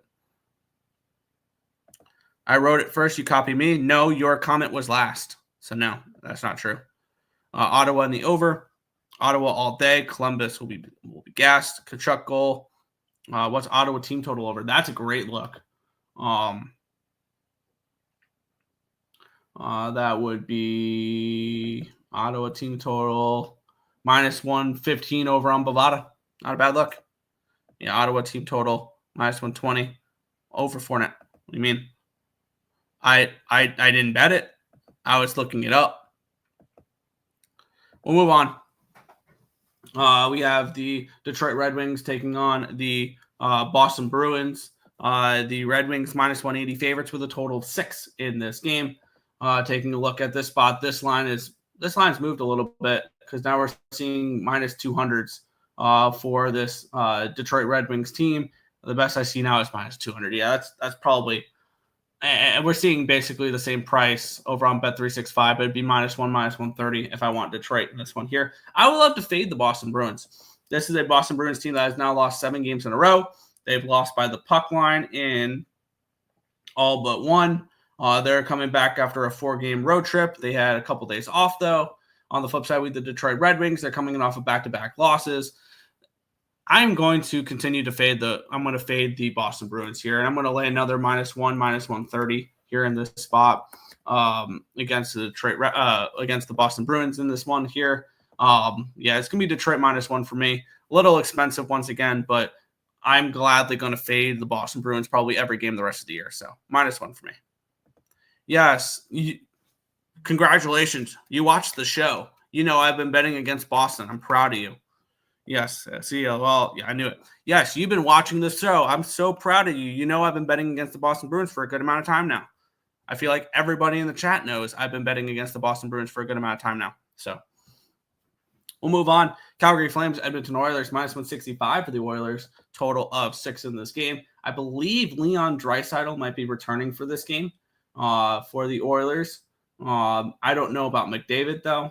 Kind of curious about that. Because I believe Draisaitl was skating yesterday. McDavid will miss the next 3 games, and that was on the 23rd. So I think he's still out. This is ultimately probably not a game I'm getting involved with. The Battle of Alberta here. Edmonton coming off of a bad loss, but once again, what is the lineup going to look like for them? This is the ultimate team that you need to know who's playing. And I don't know if Draisaitl is playing. I don't know if McDavid is playing either. So yeah, for me, not a game I'm going to get involved with. I'll have to dive deeper into the situations later, and I might add something in this game later if we get a little bit more confirmation injury wise. But not a game I'm going to get involved with.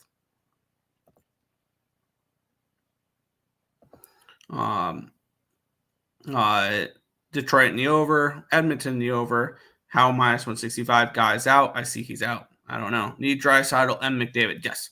And here's the thing: if Draisaitl and McDavid are confirmed in, I'm going to bet the Calgary Flames. I'm going to bet the Calgary Flames if both of them are back in.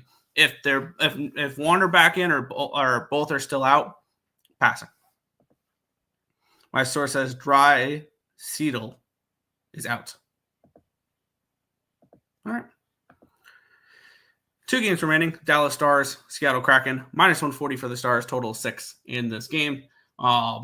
Kraken coming off of that dominating win against the Edmonton Oilers without Leon Draisaitl and Connor McDavid in their last game. The Dallas Stars are a tricky team. They're coming off of that win against the Calgary Flames. in their last game. They're 4 straight wins now for the Dallas Stars. So they're starting to play a little bit better, starting to get a little bit more cohesion. They've also played Calgary, a Leon Draisaitl and Connor McDavid-less Oilers team, and the Minnesota Wild and the Philadelphia Flyers. So how much stock do you want to put into that? And when they play good teams, they lose to Colorado, they lose to Winnipeg, they lose to Tampa Bay, they lose to Edmonton with both McDavid and Draisaitl in. On the flip side, the Kraken, they had their 3-game losing streak. They snapped their 3-game losing streak with a 6-1 win over Edmonton in their last game.